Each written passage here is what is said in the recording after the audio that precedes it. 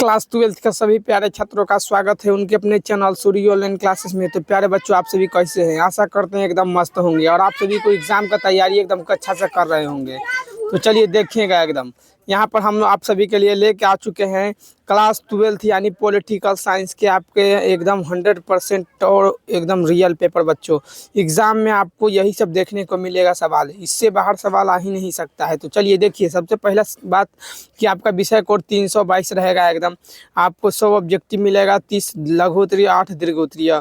तो इसमें से आपको 50 ऑब्जेक्टिव बनाना है, 15 लघु उत्तरीय बनाना है और 4 दीर्घ उत्तरीय बनाना है। तो बच्चों, आपको टाइम और स्पीड दोनों बनाकर चलना पड़ेगा, तभी आपका सभी सवाल कंप्लीट हो पाएगा और आप 100 में एकदम 100 मार्क्स लेके आ पाएंगे, अन्यथा आप लेट हो सकते हैं। तो चलिए देखिए, इसके लिए आपको समय 3 घंटे 15 मिनट का दिया जाएगा। तो आपको हम आज कराने वाले हैं पॉलिटिकल के वे सभी सवाल ऑब्जेक्टिव या और सब्जेक्टिव जो कि आपको एग्जाम में पूछा जाएगा। तो देखिए, पहला नंबर सवाल आपका क्या रहने वाला है। तो इस बार ज़्यादा हार्ड सवाल नहीं पूछा है, लेकिन अच्छे सवाल ही पूछे गए हैं। तो देखिए, पहला सवाल कि संविधान में प्रारूप समिति के अध्यक्ष किसको कहा गया है। तो ये तो पहला ही सवाल है और बहुत ही आसान सवाल। कि प्रारूप समिति के अध्यक्ष किसको कहा गया है, तो हम सब जानते हैं भीमराव अंबेडकर को प्रारूप समिति का अध्यक्ष कहा जाता है। बच्चों, दूसरा नंबर सवाल, संविधान सभा की प्रथम बैठक कब हुआ था। तो हम सब जानते हैं संविधान सभा की पहली बैठक 9 दिसंबर 1946 ईस्वी को हुआ था। बिल्कुल दूसरा का ए नंबर लगा देना है सही आंसर। तीसरा नंबर सवाल, संविधान सभा के कुल कितने सदस्य थे। तो संविधान सभा में कुल कितने सदस्य थे बच्चों, तो हमको हो जाएगा एकदम यहाँ पर सी नंबर करेक्ट, 389 सदस्य थे। बिल्कुल यहाँ पर लगा देना है 389 करेक्ट आंसर। चौथा नंबर सवाल, देखिए कितना आसान आसान सवाल पूछा है कि संविधान सभा के अध्यक्ष कौन थे। तो हम सब जानते हैं संविधान सभा के अध्यक्ष किसको कहते हैं। तो बिल्कुल एकदम यहाँ पर हो जाएगा डॉक्टर राजेंद्र प्रसाद क्या है, संविधान सभा के अध्यक्ष कहलाते हैं। अगला सवाल देखिएगा, आप बोल रहा है किस राजनीतिक दल ने संविधान सभा की बैठक का बहिष्कार किया था। तो याद रखिएगा मुस्लिम लीग क्या है, इसका एकदम करेक्ट आंसर हो जाएगा। आपको पाँचवा का सी नंबर लगा देना है बच्चों। अगला सवाल देखिए, छठा नंबर कि प्रारंभ में भारतीय संविधान में कितने अनुच्छेद थे। तो बताना है कि जब संविधान का निर्माण हुआ तो उस समय भारत में कितने अनुच्छेद थे संविधान में। 395 अनुच्छेद थे, याद रखिएगा बच्चों। आगे देखिए, आज अगला सवाल 7वां नंबर का रहा है, वर्तमान में भारतीय संविधान में कुल कितने भाग हैं। तो भाग कितने हैं वर्तमान में पूछा है, अभी क्या पूछ रहा है, एकदम करंट वाला देखिए सवाल दे दिया है एकदम। तो 7वां का क्या लगाना है, ये नंबर 25 क्या है बच्चों, हमारा अभी भाग है, पहले 22 भाग था लेकिन वर्तमान का पूछा है तो हम यहाँ पर 25 करेक्ट आंसर ए लगा देंगे एकदम।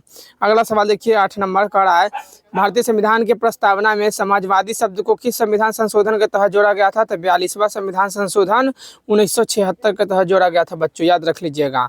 9वां नंबर सवाल, भारतीय संविधान के प्रस्तावना में कितने प्रकार के न्याय का वर्णन है। तो हम सब जानते हैं कितना प्रकार का न्याय का वर्णन है बच्चों, तो 3 प्रकार के न्याय का वर्णन है। 10वां नंबर सवाल, किसने कहा कि भारतीय संविधान वकीलों का स्वर्ग है। वाह, बहुत बढ़िया सवाल पूछा है। 10वां नंबर, किसने कहा कि भारतीय संविधान क्या है, वकीलों का स्वर्ग है। तो ऑप्शन है professor Ivor Jennings, K V. Rao, Sardar Patel या जवाहरलाल नेहरू। तो बिल्कुल आपको क्या लगा देना है, एकदम ए नंबर करेक्ट होगा। प्रोफेसर आइवर जेनिंग्स ने क्या कहा था कि भारतीय संविधान क्या है, वकीलों का स्वर्ग है एकदम। अगला सवाल देखिए 11 नंबर का रहा है, स्वतंत्र भारत के पहले गवर्नर जनरल कौन थे। तो याद रखिएगा स्वतंत्र भारत के पहले गवर्नर जनरल हमारे कौन हो जाएगा बच्चों, बिल्कुल यहाँ पर बी नंबर करेक्ट होगा। लॉर्ड माउंटबेटन क्या है हमारा स्वतंत्र भारत का पहला गवर्नर जनरल, बिल्कुल बी नंबर करेक्ट होगा। 13 नंबर सवाल, भारतीय संविधान के प्रस्तावना के अनुसार भारत की सर्वोच्च सत्ता किसमें निहित होती है। तो याद रखिएगा सर्वोच्च सत्ता किसमें निहित होती है बच्चों, तो 12 का बिल्कुल एकदम यहाँ पर ए नंबर होगा, संसद में नियुक्त होती है। ऑप्शन नंबर बिल्कुल क्या करना है, ए लगा देना है 12 नंबर का। अब अगला सवाल देखिए 13 नंबर, संविधान सभा की प्रथम बैठक कहाँ हुआ था। तो बिल्कुल याद रखिएगा संविधान सभा की पहली बैठक हमारा कहाँ हुआ है, तो हमारा हुआ है दिल्ली में, पहला बार हुआ था एकदम। ऑप्शन नंबर ए लगा देना है करेक्ट आंसर। 14 नंबर सवाल कर रहा है ना, भारतीय संविधान सभा के उद्घाटन या अधिवेशन का अध्यक्ष कौन था। तो बिल्कुल 14 का सी नंबर डॉक्टर सच्चिदानंद सिन्हा लगा के हमको आगे बढ़ते चलना है। तो जो भी प्यारे छात्र अभी तक वीडियो को लाइक नहीं किए हैं, जल्दी से वीडियो को लाइक करके अपने मित्रों को शेयर कर दीजिए, क्योंकि आपको पॉलिटिकल साइंस का जो एग्ज़ाम है फरवरी में, उसका एकदम 100% यही सब सवाल रहने वाला है। इसलिए अपने मित्रों को शेयर करना ना भूलिएगा बच्चों। और जिनको भी इसका PDF चाहिए, पहली बात जिनको भी इसका PDF चाहिए बच्चों, वे सभी जल्दी से हमारे टेलीग्राम ग्रुप का लिंक दिया हुआ है डिस्क्रिप्शन में, उस पर जल्दी से ज्वाइन हो जाइए। वहीं पे इसका फुल पीडीएफ डला हुआ है, एकदम आंसर की के साथ एकदम डला हुआ है बच्चों, सब्जेक्टिव और ऑब्जेक्टिव दोनों डला है। अगर जिनको नहीं मिल रहा है ग्रुप, वे इस नंबर पर मैसेज कर सकते हैं। देखिएगा, आपको स्क्रीन पर नंबर दिख रहा होगा, उस नंबर पर सभी को मैसेज कर देना है, सभी को ग्रुप में तुरंत जोड़ दिया जाएगा। तो देखिए, यही नंबर, इस पर मैसेज कीजिएगा तो आपको तुरंत ही 2 से 3 मिनट के अंदर में आपको क्या कर दिया जाएगा, ग्रुप में जोड़ दिया जाएगा और आपको पूरा फुल पीडीएफ एकदम सभी विषय का मिल जाएगा बच्चों। 15 नंबर सवाल क्या है, कह रहा है किस मौलिक अधिकार को भारतीय संविधान का हृदय और आत्मा कहा गया है। तो याद रखिएगा, संविधान को कि हृदय और आत्मा किसको कहा गया है, तो संवैधानिक उपचारों के अधिकार को। बिल्कुल डी नंबर करेक्ट आंसर लगा देना है। अगला 16 नंबर सवाल, वर्तमान में भारतीय संविधान के कुल कितने मौलिक कर्तव्य हैं। तो याद रखिएगा, कुल कितना मौलिक कर्तव्य हो जाएगा हमारा, सी नंबर करेक्ट हो जाएगा बच्चों। क्या है, सी नंबर एकदम सही हो जाएगा। यहाँ पर 11 कर्तव्य है, याद रखिए मौलिक कर्तव्य है कितना, 11। अगला 17 नंबर, संविधान के किस अनुच्छेद द्वारा अस्पृश्यता का उल्लंघन किया गया है। तो संविधान के किस अनुच्छेद के द्वारा अस्पृश्यता का उल्लंघन है, तो 17 का बिल्कुल क्या लगा देना है, डी नंबर 17 राइट आंसर हो जाएगा एकदम 17 का, यहाँ पर देख सकते हैं।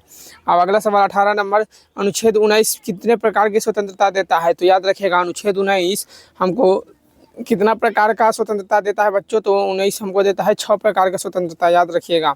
अगला 19 नंबर सवाल, कि किस अधिकार को भारतीय संविधान के मौलिक अधिकार की सूची से निकाल दिया गया है। तो क्या हो जाएगा, 19 का एकदम बच्चों सभी को लगा देना है आपको, सी नंबर, संपत्ति के अधिकार को क्या किया गया है, संविधान से हटा दिया गया है, याद रखिएगा।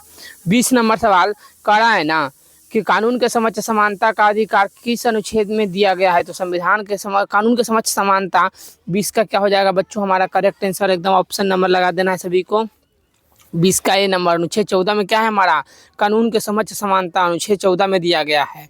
अगला सवाल देखिएगा यहाँ पर, अगला सवाल कहाँ गया, 21 नंबर, की संपत्ति का अधिकार निम्न में से किस वर्ग में आता है। तो याद रखिएगा, कौन सा वर्ग है, विधिक वर्ग, मानव अधिकार, मूल अधिकार, नैसर्गिक अधिकार। तो क्या होगा हमारा 21 का राइट आंसर, याद रख लीजिएगा, हमारा हो जाएगा विधिक अधिकार में आ गया है। याद रखिएगा, संपत्ति का अधिकार को किस वर्ग में रख दिया गया है, तो विधिक अधिकार में रख दिया गया है। अगला सवाल 22 नंबर का रहा है, राज्य के नीति निर्देशक तत्व संविधान के किस भाग में दिया गया है। तो भाग 4 में क्या है हमारा, राज्य का नीति निर्देशक तत्व हो जाएगा एकदम, सी नंबर 22 का करेक्ट आंसर लगा देना है। अगला 23 नंबर, कि मौलिक अधिकार को लागू करने के लिए कौन रीट जारी कर सकता है। तो याद रखना है, कौन रीट जारी कर सकता है, तो सर्वोच्च न्यायालय जारी कर सकता है। अगर आपको सर्वोच्च न्यायालय ऑप्शन में ना मिले, अगर उच्च न्यायालय भी मिले ना, तो आपको मार देना है। अगर दोनों मिल जाए तो एक ऑप्शन में दिया रहेगा ऑप्शन ए और बी दोनों, तो आपको वो दोनों में टिक लगाना है, लेकिन यहाँ पर सर्वोच्च न्यायालय है तो हमारा राइट आंसर ही हो जाएगा एकदम। 24 नंबर सवाल, कि मौलिक अधिकार में संशोधन कौन कर सकता है बच्चों। तो याद रखिएगा, मौलिक अधिकार में संशोधन कौन कर सकता है, तो हम सब जानते हैं मौलिक अधिकार में केवल एक ही आदमी संशोधन कर सकता है, और वो आदमी है हमारा संसद। कौन है बच्चों, आदमी नहीं है, वो संगठन है, वो संसद ही क्या करती है, मौलिक अधिकार में संशोधन कर सकता है।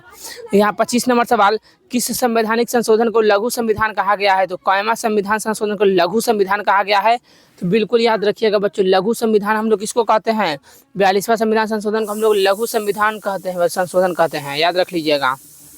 26 नंबर सवाल, संविधान का कौन सा अनुच्छेद संशोधन की प्रक्रिया का वर्णन करता है। तो बिल्कुल 26 का क्या लगा देना है, 26 का बी नंबर करेक्ट से लगा देना है। अनुच्छेद 368 क्या करता है, तो अनुच्छेद संशोधन की प्रक्रिया का वर्णन करता है, 368। अगला सवाल देखिएगा 27 नंबर, अनुच्छेद 324 किस संस्था के गठन और कार्य का वर्णन करता है। अनुच्छेद 324 में किसका वर्णन है बच्चों, बताइएगा जल्दी से। तो 27 का यहाँ पर ए नंबर सभी को लगा देना है। याद रखिएगा, चुनाव आयोग का वर्णन कौन करता है, अनुच्छेद 324 करता है, अनुच्छेद 324 चुनाव आयोग। अगला सवाल 28 नंबर, मूल संविधान के अनुसार चुनाव के आयोग में कितने सदस्य थे। तो याद रखिएगा, मूल संविधान के अनुसार चुनाव आयोग में कितने सदस्य थे, तो हमारा हो जाएगा एकदम करेक्ट आंसर ए नंबर, 1 सदस्य था, ऑप्शन नंबर बिल्कुल ए लगा देना है करेक्ट आंसर। अगला सवाल 29 नंबर, राज्य के प्रमुख कौन होते हैं। तो याद रखिएगा, राज्य का प्रमुख कौन होता है हमारा, तो बिल्कुल यहाँ पर 29 का सभी को क्या मार के आना है, डी नंबर। इनमें से कोई नहीं बच्चों, राज्य का प्रमुख कौन है इसमें, तो ऑप्शन में कोई है ये नहीं है, तो क्या होगा, ये सब केंद्र का प्रमुख होता है, राज्य का कोई नहीं है। अगला 30 नंबर सवाल, कि किस अनुच्छेद के अंतर्गत राज्यों में राष्ट्रपति शासन लागू किया जा सकता है। तो राज्य में राष्ट्रपति शासन जब भी बोले ना आपको, तो बिना सोचे समझे, बिना कुछ दिमाग में लाए चुपचाप 356 मार देना है और करेक्ट आंसर आगे बढ़ते चलना है। तो प्यारे बच्चों, जिनको भी इसका पूरा 100 में 100 ऑब्जेक्टिव चाहिए और इसका सब्जेक्टिव का PDF चाहिए, उनको तो हम बता ही दिए हैं कि ग्रुप में किस तरह जुड़ना है। लिंक डिस्क्रिप्शन में दिया है, जाकर तुरंत ग्रुप में ज्वाइन हो जाइए। वहीं पे आपको इसका फुल PDF मिलेगा। ऑब्जेक्टिव हो, सब्जेक्टिव हो, सभी विषय का हो। केवल ये तो पॉलिटिकल का है, लेकिन हमारे चैनल पर सभी विषय का डला हुआ है, वहाँ पर से जाकर देख भी सकते हैं। तो मिलते हैं इसके अगले वीडियो में। धन्यवाद, जय हिंद।